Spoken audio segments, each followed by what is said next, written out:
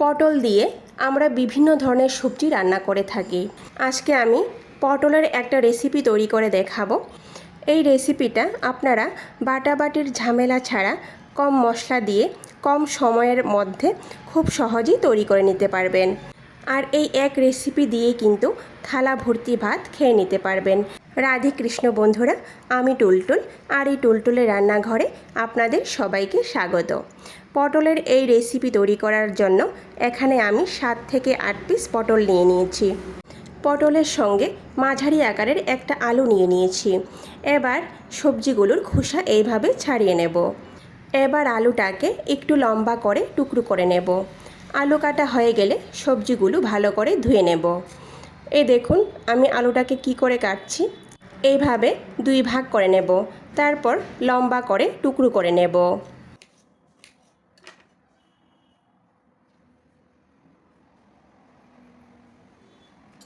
এখানে পটলগুলোকে আমি ভালো করে ধুয়ে নিয়েছি। এবার পটলগুলোকে 2 ভাগ করে নেব। এই দেখুন এইভাবে মাঝখানে কেটে 2 ভাগ করে নেব। সবগুলো পটল এখানে আমি কেটে নিয়েছি। আর আগে থেকে চুলায় একটা প্যান বসিয়ে দিয়েছিলাম। প্যানটাকে ভালো করে গরম করে এতে 2 বড় চামচ সরিষার তেল দিয়ে তেলটাকেও ভালো করে গরম করে নিয়েছি। এবার একটু নুন হলুদ দিয়ে পটলগুলোকে হালকা করে ভেজে নেব।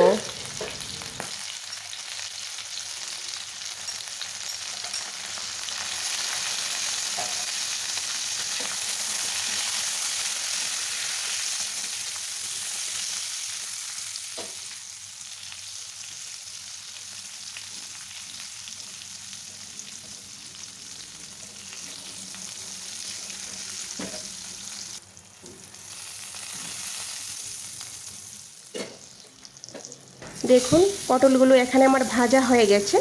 এবার একটা পাত্রের মধ্যে উঠিয়ে রেখে দেব।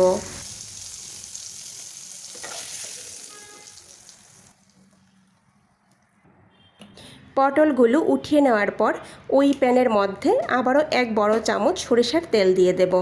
তেলটা ভালো করে গরম হয়ে গেলে এর মধ্যে একটা তেজপাতা আর খুব সামান্য পরিমাণ গোটা জিরা ফোড়ন দিয়ে দেব। ফোড়নটা একটু নাড়াচাড়া করার পর কেটে রাখা আলুগুলো দিয়ে দেব। আলুগুলো 1 থেকে 2 মিনিটের মতো একটু ভেজে নেব। আর এই অবস্থায় চুলার আঁচ মাঝারিতে থাকবে। 2 মিনিট নাড়াচাড়া করার পর এর মধ্যে 1 চামচ পরিমাণ গ্রেট করে রাখা আদা দিয়ে দেব।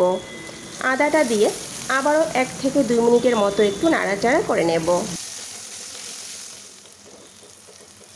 এবার এর মধ্যে কিছু অল্প পরিমাণ মশলা অ্যাড করে দেব। আর মশলা দেওয়ার সময় চুলার আঁচ একদমই কমিয়ে রাখবো। এর মধ্যে খুব সামান্য পরিমাণ হলুদ গুঁড়ো, সামান্য পরিমাণ লাল মরিচ গুঁড়ো আর সামান্য পরিমাণ ধনে গুঁড়ো দিয়ে দেব। দিয়ে সামান্য পরিমাণ জল দিয়ে দেব। জলটা অবশ্যই দিতে হবে, না হলে কিন্তু মশলাগুলি পুড়ে যাবে। এবার ভালো করে একটু নাড়াচাড়া করে নেব। নাড়াচাড়া করে চুলার আঁচ একদমই কমিয়ে রেখে 5 মিনিটের জন্য ঢেকে রাখবো। ফিরে আসলাম বন্ধুরা 5 মিনিট পর। এবার আবারও একটু ভালো করে নাড়াচাড়া করে নেব। দেখুন মশলার উপরে তেল ভেসে উঠছে। এই অবস্থায় আমি এর মধ্যে কেটে রাখা একটা টমেটো আর 4 থেকে 5টা কাঁচামরিচ দিয়ে দেব। দিয়ে একটু নাড়াচাড়া করে নেব। দেখুন বন্ধুরা আলুটা এখানে 50%-এর মতো সেদ্ধ হয়ে গেছে।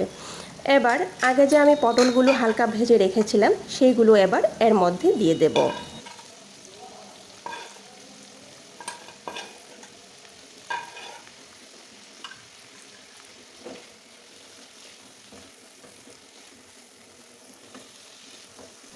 একটু নাড়াচাড়া করার পর আবারও 5 মিনিটের জন্য কম আঁচে ঢেকে রাখবো। আর এই 5 মিনিটে আলুটা একদমই সেদ্ধ হয়ে যাবে। 5 মিনিট পর ফিরে আসলাম বন্ধুরা। এবার চুলার আঁচ বাড়িয়ে দিয়ে 2 মিনিটের মতো সবজিটাকে একটু ভেজে নেব। সবজিটা ভালো করে ভাজা হয়ে গেলে এর মধ্যে আমি আগে থেকে ফুটিয়ে রাখা গরম জল দিয়ে দেব। এর মধ্যে কিন্তু গরম জলটাই ব্যবহার করতে হবে, কারণ আলুটা এখানে আমার সম্পূর্ণ সেদ্ধ হয়ে গেছে। সবজির মধ্যে জল খুব বেশি একটা দেব না, কারণ জলটা আগে থেকেই ফোটানো।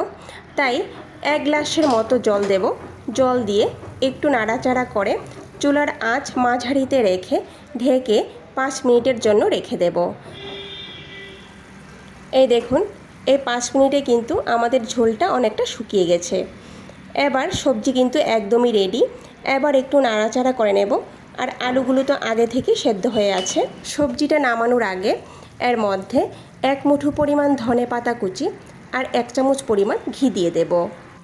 এবার ভালো করে একটু নাড়াচাড়া করে নেব। নাড়াচাড়া করে চুলার আঁচ বন্ধ করে দেব। চুলার আঁচ বন্ধ করে দিয়ে 2 মিনিটের মতো ঢেকে রাখব। তারপর পরিবেশন করে নেব। এই দেখুন বন্ধুরা, পটলের সোজা সাপটা রেসিপি একদমই তৈরি। ভিডিওটি সম্পূর্ণ দেখার অনুরোধ রইল।